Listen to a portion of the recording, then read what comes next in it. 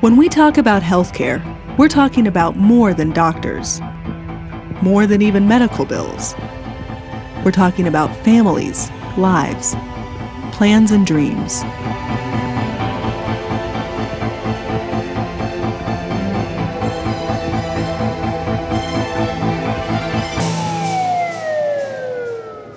I've been paying premiums my whole life. I have insurance, I had a job, not understanding how much breast cancer, any form of cancer, really costs. So I thought I was fine. I didn't understand my limits of my policy were going to kick me in the butt later on because it wasn't enough to cover my treatments. Used COBRA insurance for almost a year, and then when it was about to run out, started looking for other insurances, only to find out that nobody would talk to me. Nobody even wanted to see the doctor results. You had prostate cancer, we're not talking to you. The broker said, we can't insure you. We won't insure you. It's as simple as that. And he said, at that point, he says, no other insurance company basically will too. You can call around. And I did call around, and all the other insurance companies said, no, we won't insure you. I have avoided going to the doctor. I don't do annual checkups and the stuff that you're supposed to do because things are so expensive. Can I just go to the doctor?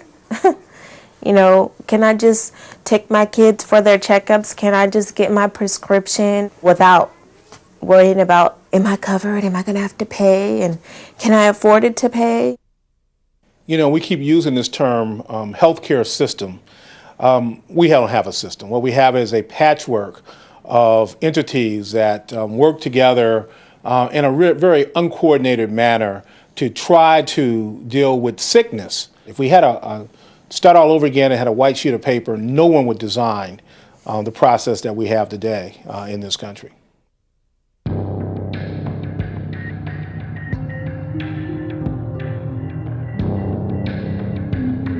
We know healthcare is a crisis. Why haven't we been able to fix this problem? Polls and surveys say the political will is there, that the American public is ready to move on healthcare. But is that really true? Polls said as much in '93.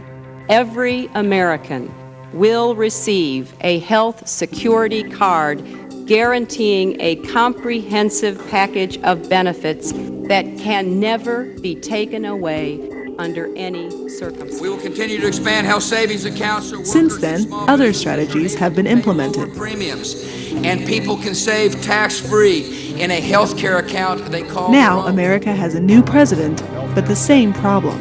We are on an unsustainable course that threatens the financial stability of families, businesses, and government itself. This is not news to the American people, who over the last decade have seen their out-of-pocket expenses soar, healthcare costs rise, and premiums double at a rate 4 times faster than their wages. Many people blame insurance and pharmaceutical companies. But even though those companies have lobbyists, government officials are ultimately responsible to the public. If the public really wants a change in our healthcare system, it is within our power to get it. But what change do we want? We have a lot of poll data on what people want and what they would like and what they prefer.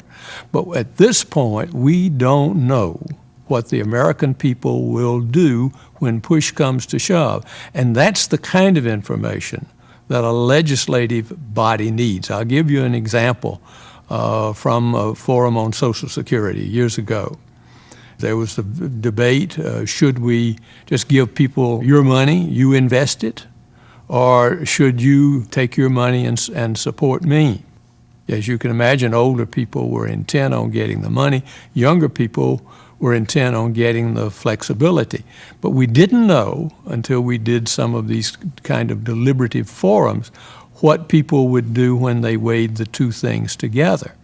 And it was when we found out that when younger people realized the consequences of getting the money and then having to take care of their older parents, we realized that they weren't willing to go that far. And that proved to be a crucial bit of information that's not available from information books, it's not available from focus groups, it's not available from constituencies. This weighing of possible actions against what is most important to people is the most crucial stage in coming to judgment about what to do about a problem.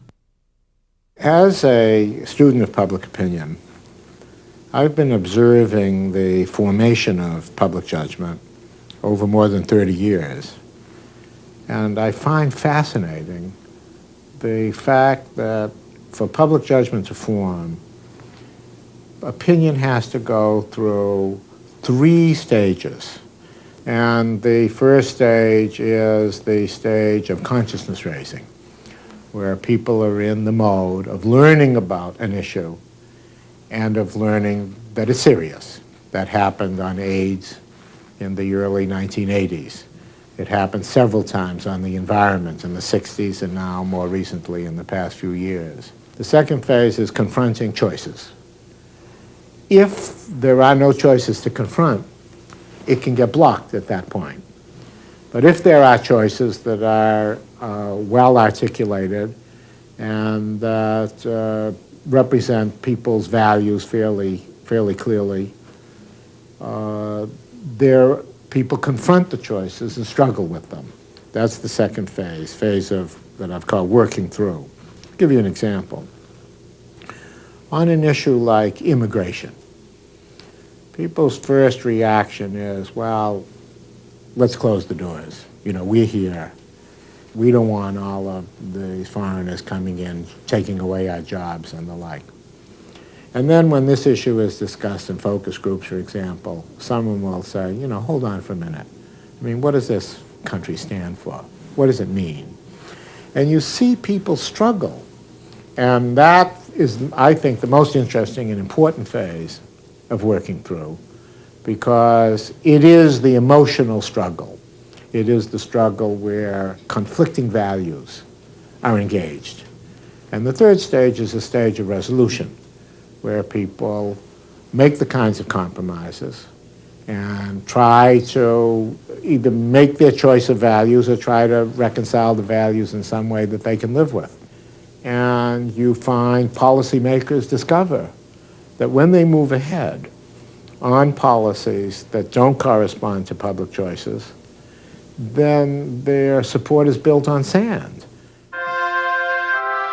Any problem to which a lasting solution has been found has at some point forced people to make those hard choices, to prioritize from amongst all the things we hold valuable, those we must preserve as we seek to gain a solution. With healthcare, every solution will have both advantages and drawbacks, which must be weighed against the things we hold most valuable.